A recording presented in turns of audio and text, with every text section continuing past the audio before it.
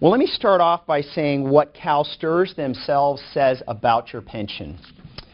According to the fall 2010 issue of Your Money Matters by CalSTRS, yes, the retirement, disability, and survivors benefits of current members, including retired members, are protected by the California and U.S. constitutions. And secondarily, the other question I get a lot of is, well, okay, that's great, but does CalSTRS have enough money to pay my benefits? Well, according to that same publication, Your Money Matters by CalSTRS, according to current projections, CalSTRS will have assets to pay benefits through 2045. At that point, the state would be constitutionally obligated to pay the difference between the benefits owed and the funds available. Let me read you from the October 18th letter from Milliman, who's the outside actuaries of CalSTRS, what they say. And I got this because the last two board meetings, committee meetings that CalSTRS has had, I've gone to. And if you have the time, they're actually very interesting. And I can say as a financial advisor, I've gotten more economic news and good information from CalSTRS meetings than I've gotten in probably 20 years of being in this business. I mean, they get some of the last meeting back in September, they had one economist fly in from London. So it is very, very good stuff. Well, quote from that article, we have serious concerns about CalSTRS' current level of funding. As previously shown, at the current contribution level, the defined benefit, or they call it the DB plan, which is your program, because let me explain. When you have CalSTRS, that's called the defined benefit or a DB plan. What that means is the benefit itself is defined. Your 403B, 457, or 401K is what's called a DC or a defined contribution plan. Because the key is the contribution itself is defined. Even though when you look at your annual CalSTRS statement, it's going to say, you know, you have so many dollars. Well, that really does not determine your benefit. Your benefit is determined by what we're going to talk about in a minute of years of service, salary, and those type of things. Back to this, it says, the DB program is projected to be exhausted in about 35 years, which would be the 2045, even if the fund earns the 8%, which is the current assumption. To the extent the actual returns are less than 8%, this period is expected to be shorter. Getting adequate funding is critical to the long-term health of CalSTRS. When communicating the funding needed, we believe it is important to set an investment return assumption that has a good chance of being met. They go on to say, we do not feel the current 8% assumption meets that criterion. Therefore, we believe it should be reduced. We recommend a reduction in an investment return assumption of 7.5%. I get some blank stares on that. What that really says is what originally CalSTRS was going to do earlier this month on November 5th, they were going to vote, the board was, all 12 members, to reduce the return assumption from 8% to 7.5%. Well, because 1/4 of the board members were not going to be at that meeting, they postponed it till December. I'm going to actually be at that meeting myself. I plan to be there. The key with all of this, if we kind of drill down beyond the math, is what is a good discount rate to be used? And what I mean by that is pension plans like CalSTRS and CalPERS are basically governed by the Governmental Accounting Standards Board, or what's called GASB. And basically what GASB wants to do is they're going to look to say, okay, what is the long-term assumption on the plan? And in effect, it says the discount rate allows plans to reduce the current level of contributions from employees, school districts, and state and local governments. Ultimately, it's all taxpayer dollars by betting that the reduction will be offset by the plan's investment gains. And as I said a minute ago, the discount rate is 8%. So what does that really mean to you as a CalSTRS participant? Well, it really comes down to, if you've read any of the surveys, what is called the UAO, or the unfunded actuarially obligation of CalSTRS right now is $40.5 billion. That's what they're short. Now, that's the official numbers from CalSTRS. There are other reports out there, one that the graduate students at Stanford University did, that said that it is somewhere in the neighborhood of $156.7 billion. So you can see a huge difference between 40.5 and over 150 billion. And the major difference between that is the Stanford study said because your pension in CalSTRS is guaranteed to you as a participant in the plan, it should be looked at as a risk-free rate of return, which is somewhere around 4% for municipal bonds, whereas CalSTRS is still using that 8%. And that's why there's been a lot of, you know, kind of back and forth of, well, what is the number? So what GASB is trying to do is coming up with some type of a blended rate somewhere in between. And when I was at the last CalSTRS board meeting, they spoke at the GASB hearing in San Francisco, and that's kind of, they were in a disagreement with that, but that looks like what GASB is going to do. Well, if you take that 8% and say reduce it to 6%, that $40.5 billion is going to go up. And so there's where the issue is. But again, I do want to state that your pension is safe, but what does this mean to you as an individual in CalSTRS and for you as a taxpayer in California? Currently, right now, the increase that would have to go into the CalSTRS pension to make up what's called that unfunded actuarial obligation is 14%. So 14% of the salary, of your salary, in addition would have to go into there. Well, some of the issues with that is CalPERS has the option of, without legislation being passed, increasing those contributions from the participants and also from the state. And if you just followed what went on with the last, just the budget that was passed, and the unions approved it, the amount that state workers are putting into CalPERS went up. Well, you as a CalSTRS participant, that can't happen. So what CalSTRS is going to probably be trying to do next year and in the years is try to get legislation passed to increase that. But I don't have to tell you guys in education that times are tough. And right now, you guys have, I've heard this said by the head of the Teachers Association in the San Juan Unified School District, you have the Cadillac of pension plans. You really do. You know, it used to be as a public employee, you guys were thought of as not having a very good pension and all this. Well, now you're on the opposite end where everybody's throwing darts at you saying, wow, that pension you have and I have to pay for it. So, you know, that's kind of the good news. I guess it's kind of good news, bad news. There was also another study that was just printed, and actually I brought it to the attention of CalSTRS, to Jack, I think you say it, Enos, or however you say his last name, on their last webcast. And the title of that one is from the Center of Retirement Research at Boston College, and it's, quote, the title is, The Impact of Public Pensions on State and Local Budgets. And if you're interested in some of this stuff, a good site to go to is calstirsbenefits.us, which is where I got that from. And what that study shows is California's pension payments are 5.5% of local and state budgets. Because this one looked at it and said, okay, as an amount of the state budget, how much is it?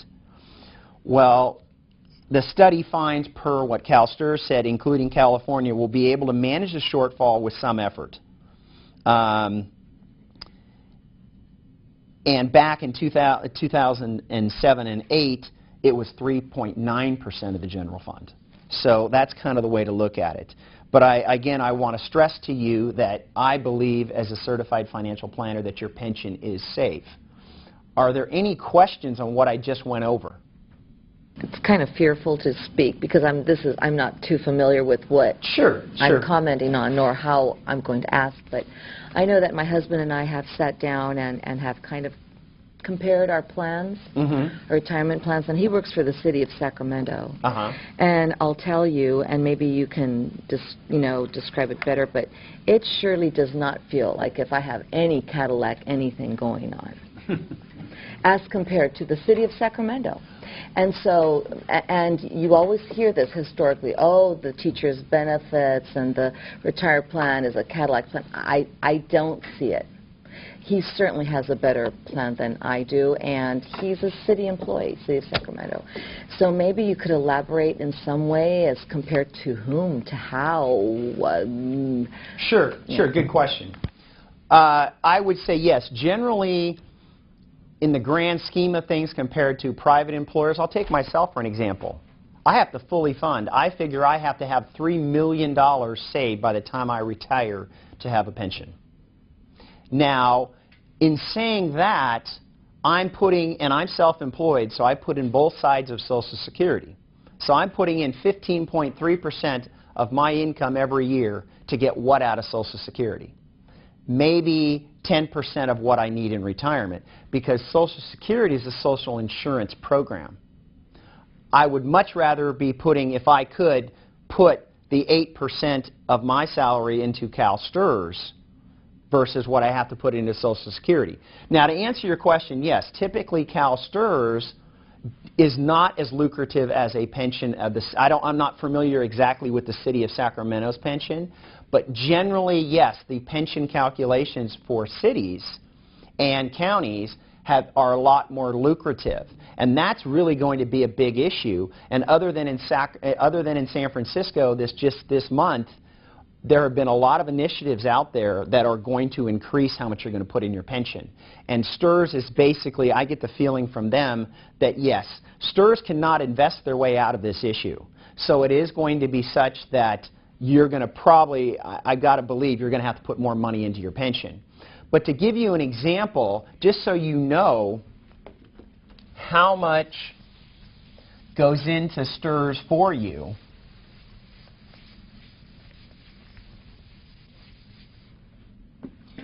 you put in 8%, Los Rios puts in 8.25%, and then the state puts in 2.17%. So this is you, Los Rios, and then the state. So you can see that's over 18% of your salary goes in there. Again, getting back to the Cadillac of plans, and we'll do that in a minute, it is definitely a lot better of a plan. And I remember talking to Peggy Pleth, I think is her last name, who's head of benefits and services for CalSTRS, and said, yes, you're going to have a lot better pension than you would if you had to put your money into Social Security. I mean, I would much rather take my money, if I could, out of Social Security and invest it, or again, put it in a pension. So I hopefully, does that answer your question? Yeah. Can you push the button? So in comparison to Social Security, it's a Cadillac plan. It's investment in Social Security. Yes, and also it's a defined benefit plan. See, most private employers have a 401k, which is that defined contribution. It's that DC plan. So it is, remember, the contribution is defined. That's what the D stands for. So it's defined, and then it's the contribution. And usually that's something like, well, maybe you put in 6% of your salary and the employer matches half of that, or 3%.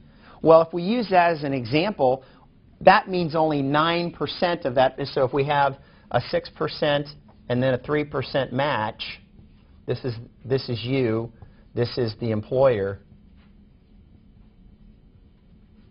That's only 9% versus, over 18% over here.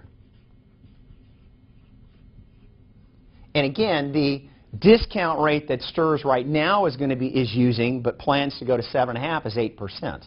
So that's what it's earning. But again, remember, with the defined benefit plan, it is such that, again, it's not how much is on your annual statement that you get in the mail or online. It really is dependent on years of service and those other things. If you could push your button there. When you said it's going to be reduced from 8% to 7.5%, that isn't in reference to these figures. It's in reference to what they expect to earn in the total fund? Correct. Yes. It is such that it has nothing to do with the amount that's going in over here. It is the discount rate that they're figuring, because what they have to do in defined benefit plan is figure out, okay, if you're a participant in the plan, how much is your pension going to be worth 10, 20, 30 years down the road when you retire? And there's where that GASB right now is making that change. But where are people guaranteeing earning 8%? I mean, in this environment, it seems... They're not. They're not. That's the really big issue. And being that the Stanford study and other studies have come out and said, well, it really is because you as a participant are from the Constitution. There have been cases in California and other states that basically, my understanding, that guarantee your pension. And it is such that because it's a guaranteed pension, we have to say it's risk-free. Because what typically would happen if CalSTRS went bankrupt, which I'm not saying it would, but my understanding, if the state of California went bankrupt or the pension, they would then have to pay you out like a lump sum, which would be like the equivalent of your CalSTRS pension. And so that's what the Stanford study is saying, and that's where that big discrepancy is, because you've got 4% on one hand and 8% here. But STRS is reducing it to 7.5%, or that's what they plan to do. Well, that's going to change that number by billions of dollars. I think there was a question over here, and then I'll ask that one. If you can push your button, please. So you said they're pretty safe through 2045. Well, that's about the time that we'll hopefully be retiring. Uh-huh. So what happens then? Are we safe, or...? Well, I think you're safe again because it's constitutionally guaranteed. There's where you've really got it in California. Now, to answer that question, the only thing that might come up in the courts, I think, is that, and I don't think my understanding is, this hasn't really been tested yet, they cannot take a pension benefit away from you that's already been earned. But what happens for pensions into the future? And that's really kind of that tested water. Now, there was a case, I don't have it right here, but in all my reading, I've done a lot of reading on this. Colorado, the state of California, just changed some of their pension calculations. Well, that's going to court right now to see what's going to happen. Now, one thing that's not guaranteed in the state constitution is another 2.5% the state puts in to a, it's called, let me get the actual title here. It is, the state also contributes an amount equal to 2.5% of the total credible compensation paid to all defined benefit members during the fiscal year, and that's called the Supplemental Benefit Maintenance Account. So what that is so that your pension will stay at like 85% of purchasing power. That's something that's not constitutionally guaranteed. Right now, that's actually in better shape than the regular CalSTRS program, but they're going to be lowering the interest rate assumptions on that also, so that's going to change things. So as you can see, it's really kind of a moving target out there depending on what we use. But if I was sitting in your seat, I'd much rather still, even in today's marketplace, have CalSTRS as a pension than Social Security or whatever, because with that defined contribution plan, the 401k type that we talked about up here, the key is the contribution is defined. We don't know what it's going to be worth down the road. And what really happened to CalSTRS and around the whole world is we had 2008. They had a huge shortfall because they lost a lot of money. And that's not, I don't personally believe CalSTRS' fault. That's what happened around the world. Everybody lost money, basically. Very few people made money in 2008. So hopefully that answers your question. Okay. You had a question back there. If you can push your mic. I don't know if this is going to work. Okay. It wasn't a question. It was a comment. I've heard that if California declares bankruptcy, all contracts are void. So if CalSTRS goes bankrupt, that's one thing. They would be obligated to pay out. But if the state of California goes bankrupt, then all contracts are void. I'm not an attorney, so I don't want to comment on that directly, but my understanding, listening in on the STRS board meetings, is that your pension is one of those first that's in line. So if the state does go, because you got to remember, when any entity declares bankruptcy, if that's the state or anything else, well, let's just say hypothetically, for sake of example, Los Rios declares bankruptcy. Well, let's say that they own this building free and clear. There's no bonds outstanding on it. Well, it's what's called in a corporation book value. Well, there's value in this desk, this chair, these lights.